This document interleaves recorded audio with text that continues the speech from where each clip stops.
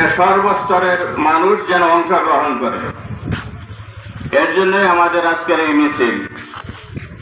পৃথিবীর মধ্যে বড় বড় জাতি এই ফিলিস্তিন গাজার মধ্যে একের পর এক বোমা হামলা, ঘর বাড়ি সবকিছু তো শেষ হয়ে গেছে।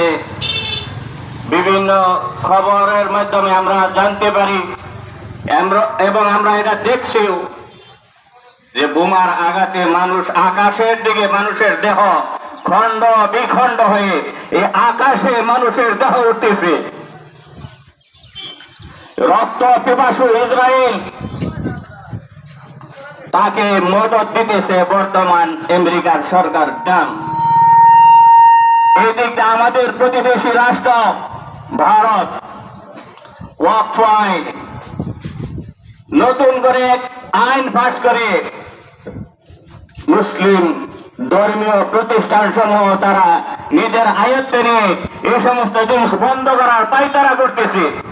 এই সব জিনিস দেখে মুসলমান তথা ইমানদার ব্যক্তি কঠিন কালেও বসে থাকতে পারে না। এই সমস্ত খবর শুনে, এই সমস্ত খবর দেখে প্রত্যেকটা মুসলিমের রক্তের মধ্যে আগুন লেগে গেছে। এই জন্য আমরা উদারত আহ্বান জানাবো, রক্ত পিপাসু ইসরায়েল, ভারত সহ আমেরিকা, আপনারা মুসলমানের ধৈর্য দেখতে চান? যদি আমাদের এরকম কোন সুযোগ সুবিধা দেওয়া হয় যে যে কোনো মুহূর্তে আমরা ইসরায়েল ফিলিস্তিন যাইতে পারবো, আমাদের এরকম সুযোগ সুবিধা দেখান, আমরা আমাদের রক্ত, আমাদের জিন্দেগি দিয়ে হলেও আমরা ফিলিস্তিনকে স্বাধীন করে ছাড়বো ইনশাআল্লাহ। সম্মানিত তাওহীদি জনতা, বসে থাকার সময় না, প্রতিবাদের সময়।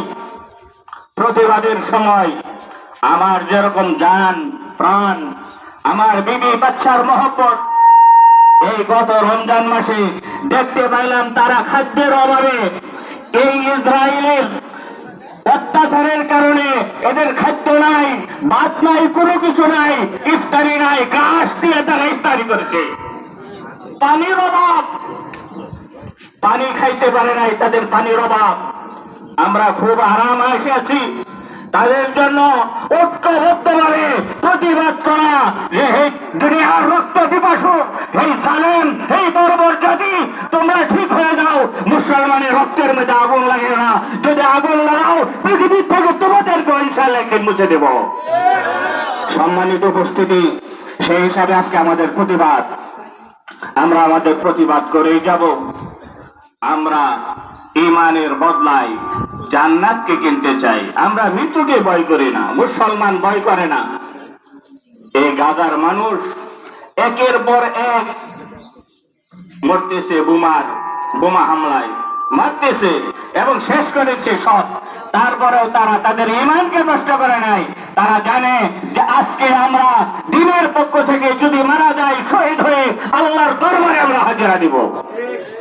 অতএব কারণে আমরা আমাদের ইমানকে অটুট রাখবো এবং ইমানকে মজবুত করে এই বর্বর জাতির বিরোধী, বর্বর জাতির প্রতিবাদ আমরা ইনশাআল্লাহ করে যাবো তো ইনশাআল্লাহ। অতএব কারণে আমাদের স্লোগানতে ঠাই যে আমরা ইমানকে নিয়ে, ইমানের ঝান্ডাকে নিয়ে ময়দানে ঝাঁপিয়ে পড়বো এবং ইসলামের দুশ্মন, দিনের দুশ্মন, ধর্মের দুশ্মন, এদেরকে এই দুনিয়ার থেকে চির বিদায় করতে হবে। এবং আমরা দোয়া করব আল্লাহ তাআলা যেন এদেরকে হেদায়েত, যদি তকদিরে থাকে হেদায়েত দেব, না হয় আল্লাহ তাআলা দুনিয়ার থেকে এদেরকে উঠায় নেব।